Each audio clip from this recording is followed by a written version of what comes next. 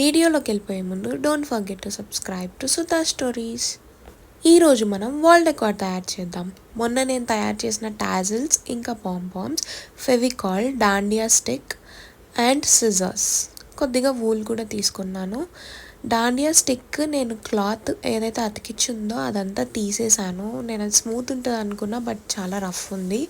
మొన్న నేను తయారు చేసిన టాజిల్స్లో మిగిలిన వూల్ ఉంది, అది కూడా రీయూజ్ చేస్తున్నాను. ఈ వాల్ డెకార్ చేయడానికి నాకు ఒక 1 hour పట్టింది. కొద్దిగా హ్యాజలే, బట్ హెల్ప్ అయితే కావాలి మనకి. ప్రాసెస్లోకి వెళ్ళిపోదాము. ఫస్ట్ స్టిక్కి నేను స్టార్టింగ్లో కొద్దిగా ఫెవికాల్ పెట్టాను. స్మూత్గా ఉండే స్టిక్ అయితే మనకి హ్యాజల్ అంతా అవసరం లేదు, బట్ స్టిక్కి పుల్లలు లేచిపోయి నాకు చేతికి గుచ్చుకుంటున్నాయి అన్నమాట. చాలా రఫ్ ఉంది, సో స్మూత్ ఉంటుంది అని చెప్పేసి నేను వులెన్ థ్రెడ్ ఏదైతే నేను తీసుకున్నానో రీయూజ్ చేయడానికి అది రౌండ్గా స్టిక్ చేస్తున్నాను. కొద్దిగా ఫెవికాల్ అతికించుకుంటూ. హెవీగా ఫెవికాల్ అతికించారు అంటే ఆ ఫెవికాల్ అనేది వూల్ కదా, దారంగా ఉంటుంది, అదంతా బయటికి కనిపించేస్తుంది అనమాట. సో ఎంత తక్కువ అయితే అంత తక్కువ స్టిక్ చేసుకోండి. నేను ఇక్కడ 2 ప్యాలెట్స్లో తీసుకున్న, ఒక డార్క్ గ్రే ఇంకా లైట్ గ్రే. ఇది బెస్ట్ కాంబినేషన్ అనిపించింది. నా దగ్గర మల్టిపుల్ కలర్స్ ఆఫ్ టాజిల్స్ ఉన్నాయి. నేను ఏ కలర్స్ ఎక్కడెక్కడ పెట్టాలి అనేది నేను ఇంకా డిసైడ్ అవ్వలేదు. దానికంటే ముందు నేను ఏ ప్యాటర్న్లోపై హ్యాంగ్ చేయాలి అనేది మాత్రం నేను చెక్ చేసుకుంటున్నాను.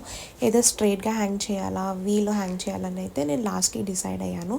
సో నాకు అది హ్యాంగ్ చేయడానికి ఎంత థ్రెడ్ అనేది అవసరం అవుతుంది అనేది నేను మెజర్ చేసుకుంటున్నాను అనమాట. కొద్దిగా థ్రెడ్ తీసుకొని వీ షేప్లో నేను హ్యాంగ్ చేసుకుంటూ వెళ్తున్నాను. ఫస్ట్ నేను పాంపామ్ చిన్న మనకి పూలు గుచ్చే సూది ఉంటుంది కదా, ఆ సూదికి నేను ఊల్ అనేది గుచ్చేసి ఆ పాంపామ్ని ఇన్సర్ట్ చేస్తున్నాను. మనకి ఎంత లెంత్ కావాలి అనేది మన డెసిషన్ అనమాట.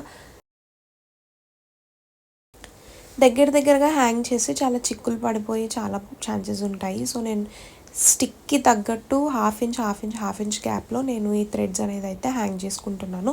పాంపామ్ అయితే నేను ఇన్సర్ట్ చేసేసాను కదా, ఇప్పుడు నేను టాజల్ ఇన్సర్ట్ చేస్తున్నాను. ఎక్కడైతే మనం నాట్ వేసామో టాజల్కి, దాని కింద నుంచి ఆ వూలెన్ థ్రెడ్ అనేది నేను సూదితోటి గుచ్చి అక్కడ ఒక నాట్ వేస్తాను. సో అలానే అన్నీ మెల్లగా హ్యాంగ్ చేసుకుంటూ షేప్ వచ్చేటట్టు చూస్తాను.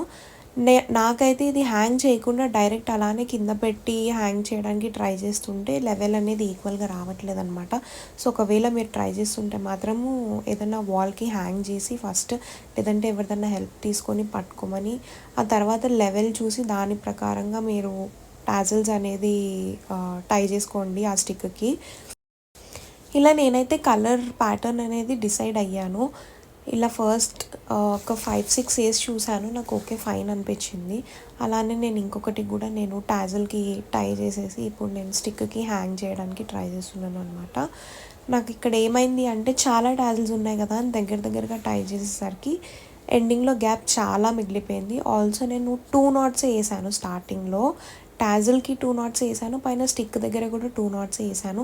దానివల్ల ఏమైంది అంటే కొద్దిగా బరువైనా అటు ఇటు తగిలినా కొద్దిగా ఊగినా కూడా నాట్స్ అనేది ఊడిపోయాయి. సో నేను అన్నీ మళ్ళీ టై చేయాల్సి వచ్చింది. మీరు మాత్రం పక్కా 3 to 4 knots టైట్గా వేసుకోండి. అలాగా మిస్టేక్ అయితే చేయకండి. నా దగ్గర ప్రతి టాజిల్కి ఒక్కొక్క పాంపామ్ ఉంది, దానికంటే ఎక్కువ పాంపామ్స్ కూడా లేవు. ఎవ్రీ కలర్ దాని సొంత పాంపామ్ అయితే ఉంది అనమాట. ఎక్స్ట్రా లేదు, తక్కువ లేదు, ఈక్వల్గా అయితే ఉన్నాయి.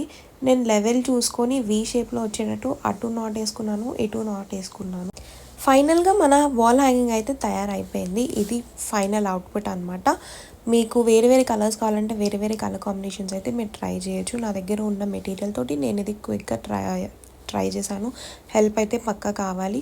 పైన హ్యాంగింగ్ అనేది నా దగ్గర మిగిలిన వూల్తో నేను అల్లేసి అటు ఇటు నాట్స్ వేసేసాను అనమాట. This is the final output. If you like it, do try it. Okay then, don't forget to like, share and subscribe to Sudha Stories. Bye.